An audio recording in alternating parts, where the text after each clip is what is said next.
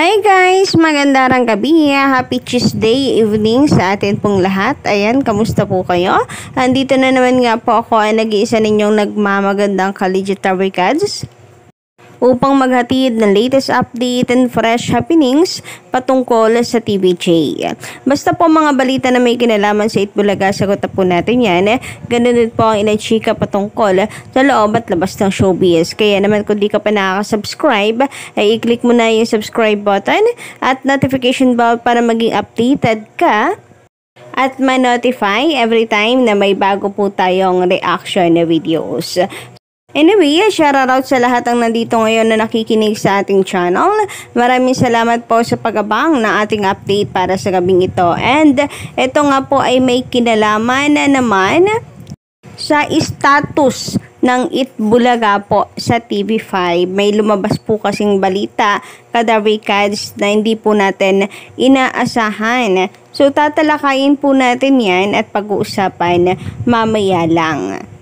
Kaya naman, stay tuned lang kayo dyan, mga Kadaricads. Unahin po muna nating pag-usapan sa ngayon itong patungkol dito sa nakita po nating napakaganda pong komento tungkol sa Itbulaga. Darito hayaan nyo po na basahin ko nga po ito sa inyo, mga Kadaricads. Sabi po dito, Itbulaga has been the leading pips at noon time for almost 45 years. 45 years na po siya ngayon. They are not anymore a noon time show. They are already a great part of the Philippine history and culture. It's very hard to imagine Philippines without Itbulaga. So, parang hindi na po siya isang noontime show. Isang parte po ng kultura at history ng Pilipinas. Which is parang palagay ko ay mas bagay nga po na tawagin dito sa Itbulaga. For those basher, I don't know what kind of parents upbringings you. Yun lang, naku sana po iwag po natin idama yung mga magulang kasi for sure naman tayo kagaya natin, 'di ba mga magulang po tayo ay ginawa naman natin ng lahat.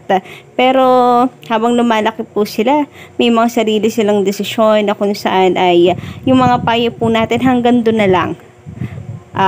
Bilang gabay nila at nasa kanila kung susundin nila o hindi, basta tayo hindi po nagkulang. Para lang naman po sa akin, mga Kadaricads. Anyway, sabi pa dito, you are all just unbelievable. I can't imagine how miserable your lives are.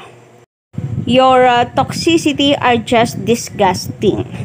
Anyways, that just reflects on your comments what kind of people you all are. Why can't we just be proud? They are the longest running variety show in the world. Kaya nga, bakit hindi na lang po maging proud ang Pilipinas? Mayroon pong longest running noontime show sa buong mundo. Kaso, ginagawa pa pong karibal. Sa halip na tayo po'y magkaisa, nasuportahan ng Itbulaga dahil history to ng Pilipinas Pero sadyang wala. Totoo nga po ata ang sinasabi ng iba na kapwa mo Pilipino ang magpapabagsak sa'yo. Hahatak sa'yo pababa at maglalaban-laban. Sa pagpapatuloy, sabi pa po dito, PS, 1.2 million a week is just mind-blowing. That only means that despite the ratings, the companies and advertisers are still trusting them. They have been in this business for so long. Deals, contracts, etc. Hanggang may bata at may Pilipino, may Itbulaga. Joey De Leon, July 30, 2016. So, sinabi po pala ito ni Boss Joey na hanggat may bata at may Pilipino, may Itbulaga. So, yun yung pinaka-point dito mga Kadawi Kids, na tayo pong Pilipino. Hanggat may Pilipino, may Itbulaga. Kasi nga, ito po'y parte na ng history ng Pilipinas. So, dapat tayo po sa halip na hilahin ito pababa, ay bakit hindi ba tayo maging proud? At huwag hayaan na ito po ay mawala. Ang kaso ay yung iba gusto pa pong matalo ang Itbulaga. Hindi na to tungkol lamang sa ratings Tungkol na po sa atin to sa history or sa kultura na atin pong Pilipino. Parte na po talaga to sa ayaw at hindi natin. Parte na po ng kultura ng Pilipino ang Itbulaga. Samantala, dumako naman po tayo dito sa bagong miyembro ng Itbulaga, ang mga singing queens. Sabi dito ni Gus Pogi, magandang gabi. Singing queen, magaganda at mga sexy at magagaling pa. Singer pa. Pwede sa aktingan rin sila. Daming talent ng mga singing queen. Jackpot ang Itbulaga sa kanila. And actually, meron po ako nababasa na kung gagawa po ulit ng movie, itong si Bossing bagay po. Kagaya nung sa Enteng, mga diwata, itong mga singing queens. Yung typical na comedy na ginagawa ni Bossing kahit hindi po Enteng Kabisote ang title.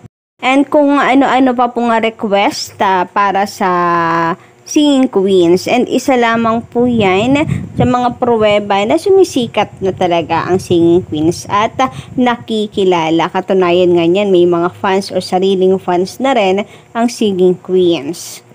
Samantala, dumako naman tayo dito sa ginawa pong pagtuldok ng TV5 sa kung ano-ano pong kumakalat sa social media.